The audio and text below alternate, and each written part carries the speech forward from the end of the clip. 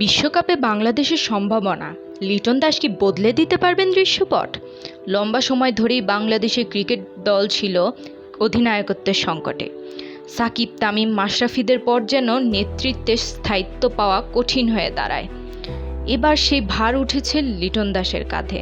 প্রশ্ন উঠছে, বিশ্বকাপের মতো বড় মঞ্চে লিটনের নেতৃত্বে কতটা সফলতা পাবে বাংলাদেশ? লিটন দাস, যিনি নিজেই একসময় অনিয়মিত পারফর্মার হিসেবে পরিচিত ছিলেন, গত 2 বছরে নিজেকে প্রমাণ করেছেন একজন নির্ভরযোগ্য ব্যাটার হিসেবে। তবে নেতৃত্ব, সেটা এখনও এরকম পরীক্ষামূলকই।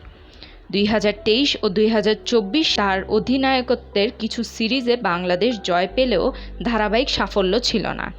বিশ্লেষকরা বলছেন, লিটনের ঠান্ডা মাথার সিদ্ধান্ত এবং দলীয় ভেতরে ভালো সম্পর্ক একটা পজিটিভ দিক হতে পারে, কিন্তু বড় ম্যাচে চাপ সামলানো, মাঠে তাৎক্ষণিক সিদ্ধান্ত নেওয়া, এই জায়গাগুলোতে এখনও অভিজ্ঞতার অভাব আছে তার, বিশেষ করে যখন প্রতিপক্ষ হয় ভারত, অস্ট্রেলিয়া কিংবা ইংল্যান্ডের মতো দল। দলের গঠনেও রয়েছে চ্যালেঞ্জ, অনভিজ্ঞ ব্যাটিং লাইন আপ, ইনজুরি প্রবণ বোলার এবং স্পিন নির্ভর কন্ডিশন বাইরে গিয়ে পারফর্ম করা। সব মিলিয়ে এবারের বিশ্বকাপটা হবে বাংলাদেশের জন্য একটি টাফ টেস্ট। তবে নতুন নেতৃত্ব মানে নতুন আশা।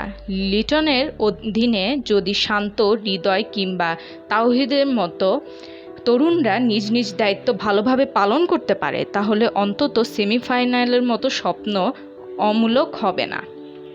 তাহলে প্রশ্ন হলো, লিটন দাস কি পারবেন টিম বাংলাদেশকে সেই কাঙ্ক্ষিত সাফল্যের পথে এগিয়ে নিতে, নাকি আবারও ভাঙ্গা স্বপ্ন নিয়ে ফিরে আসতে হবে দেশে?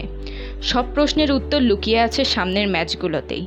তবে একটাই সত্য, নতুন নেতৃত্ব, নতুন চ্যালেঞ্জ আর নতুন এক প্রত্যাশা নিয়ে মাঠে নামছে বাংলাদেশ। আপনারা দেখছিলেন প্রতিদিন সকাল।